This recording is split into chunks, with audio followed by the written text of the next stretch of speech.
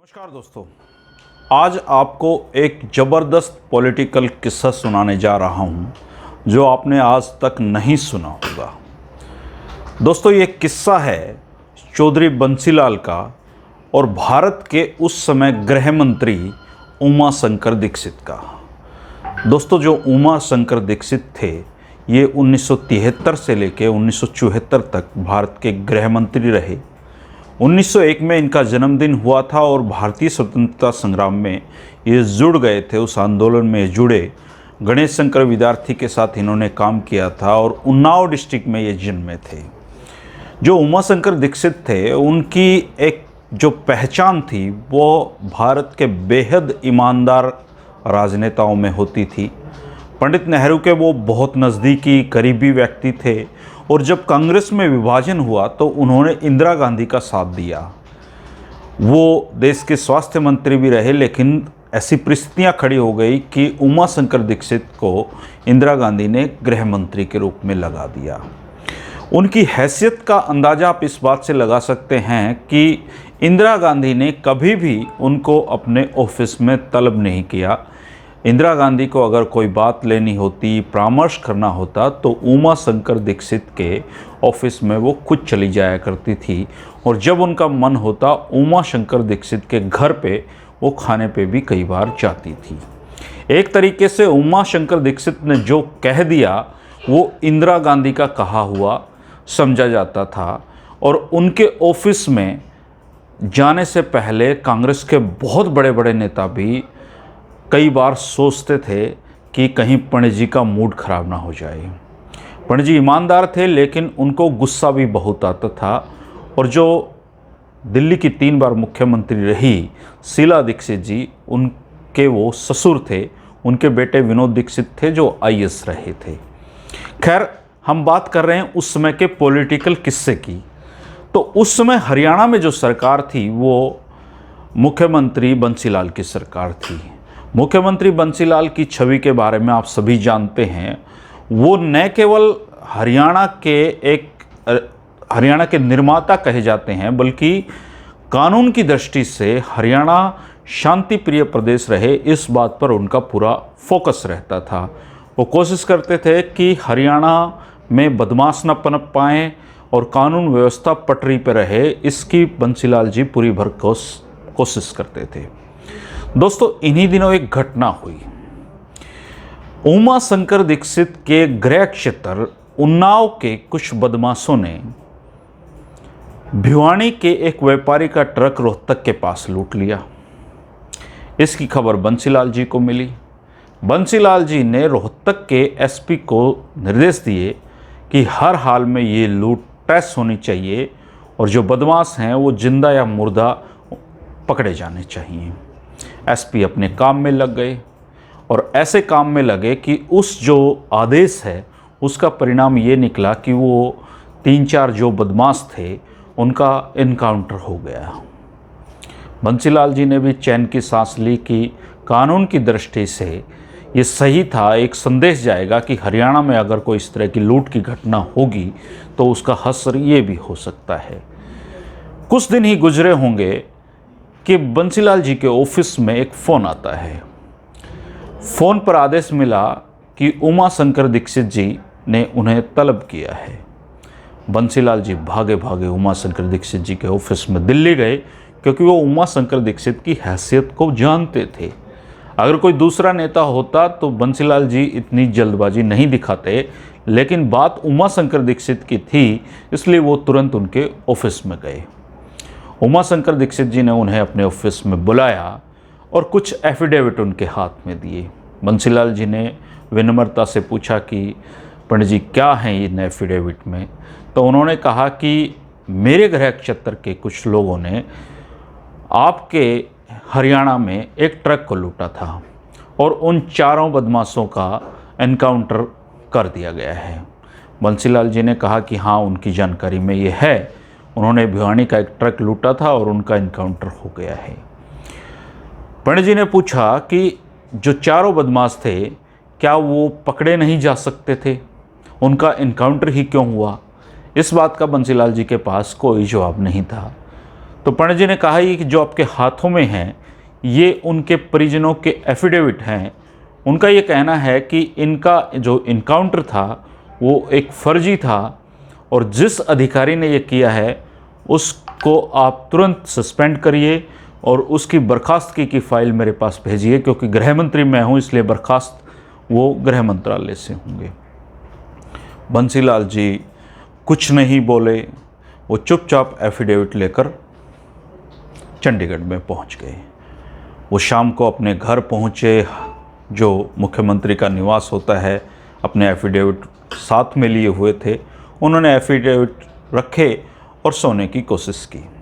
काफ़ी कोशिश के बावजूद बंसीलाल जी सो नहीं पाए, उनको रह रह कर एफिडेविट दिखाई दे रहे थे। बंसीलाल जी उहापोह की स्थिति में थे, वो समझ नहीं पा रहे थे कि जिस अधिकारी ने उनके आदेश पे ये सब किया है, अब वो किस मुंह से या किस नैतिक उससे मनोबल से उनको बर्खास्त करवाएं, उनके ऊपर कार्रवाई करें। तो वो काफ़ी घंटे इस उहापोह की दृष्टि में रहे।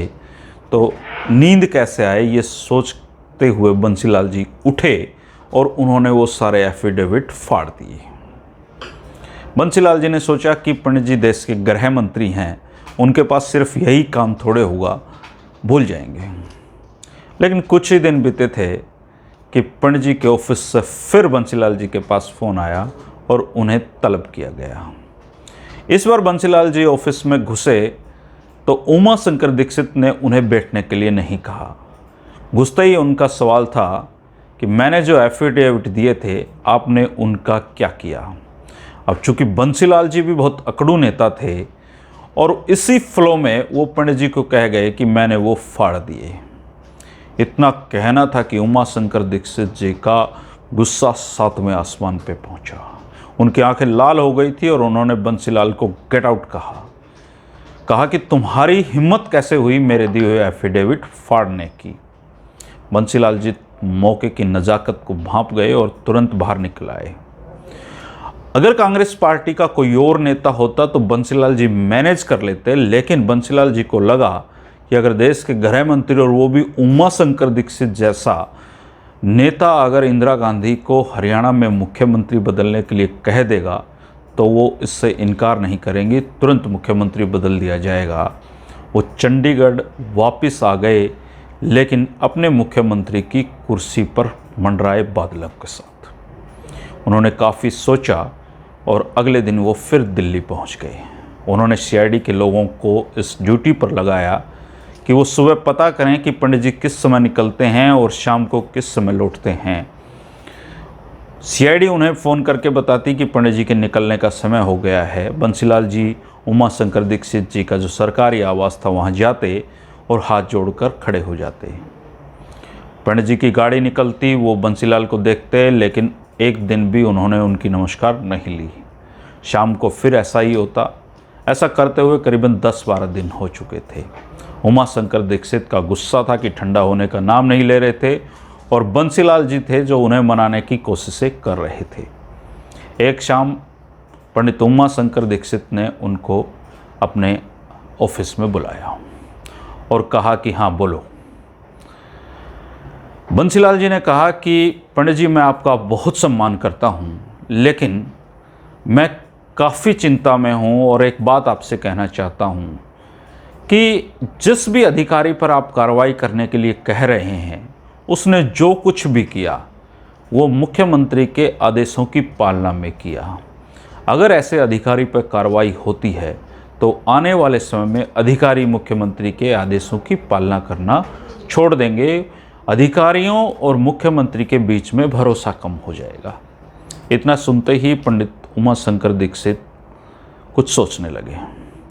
उन्होंने बंसीलाल जी को बैठने को कहा, चाय भी पिलाई और उनको विदा किया। इसके बाद बंसीलाल जी ने कोई कार्रवाई आईपीएस पर करनी नहीं थी और पंडित उमा शंकर दीक्षित का गुस्सा भी शांत हो चुका था और बंसीलाल जी की कुर्सी पर खतरे के जो बादल थे वो इस तरीके से दूर हुए। दोस्तों ये किस्सा मुझे हरियाणा के पूर्व मंत्री अतर सिंह सैनी ने सुनाया था और ये किस्सा जस का तस मैं आपको सुना रहा हूँ। एक और किस्सा उन्होंने सुनाया था वो किस्सा ये था कि हरियाणा का एक नेता पंडित उमा शंकर दीक्षित के घर पर उनकी गैर हाजिरी में एक घी का पीपा रखकर आ गए। उमा शंकर दीक्षित जी शाम को घर लौटे तो उन्होंने देखा कि एक घी का पीपा वहाँ पे रखा हुआ है। उन्होंने अपने जो कर्मचारी हैं उनसे पूछा कि ये कौन दे गया, तो उन्होंने बताया कि हरियाणा के एक फला नेता ये घी का पीपा देकर गए हैं और बोला है कि ये उनके घर का है। पंडित उमा शंकर दीक्षित ने उनको तुरंत बुलाया। वो भागे भागे गए कि पंडित जी के साथ उनकी सेटिंग हो गई है। पंडित जी ने कहा कि ये जो घी आप मेरे लिए लाए हैं इसको तुरंत उठाकर बाहर निकल जाइए। वो नेता डर गए, घबरा गए। उन्होंने उस पीपे को उठाया और अपने जो बॉडीगार्ड हैं उनको कहा कि इसको उठाइए। तो उमा शंकर दीक्षित ने कहा नहीं, ये गार्ड नहीं, आप खुद उठाकर इसको बाहर लेके जाइए। और वो नेता घी का जो पीपा है अपने सिर पर रखकर पंडित उमा शंकर दीक्षित के घर से बाहर निकले। अतर सिंह सैनी जी ने जो घी ले जाने वाले नेता हैं उनका नाम मुझे नहीं बताया है, लेकिन आप उसको गैस कर सकते हैं। मैंने भी गैस कर लिया है। मैं देखना चाहता हूं कि आपकी जो राजनीतिक जो कौशल है, राजनीतिक जो जानकारी है कितनी दुरुस्त है। ज़रूर आप कमेंट करके उस नेता का नाम गैस करिए। ये पॉलिटिकल किस्सा अभी तक हरियाणा में अछूता था जो अतर सिंह सैनी जी ने मुझे सुनाया और मैं आपको जस का तस सुना रहा हूँ। राजनीति के ऐसे रोचक किस्सों के लिए आप रोज़ाना 3 बजे हरिभूमि टीवी पर आने वाला मेरा वीडियो देखना ना भूलें, जिसमें हरियाणा की पॉलिटिक्स से जुड़ी हर रोचक बात आपके सामने लाई जाती है। अगर आपने चैनल को सब्सक्राइब नहीं किया है दोस्तों तो सब्सक्राइब करें, लाइक करें, दोस्तों के साथ शेयर करें। मिलते रहेंगे रोज़ाना 3 बजे और शाम को 8 बजे। नमस्कार।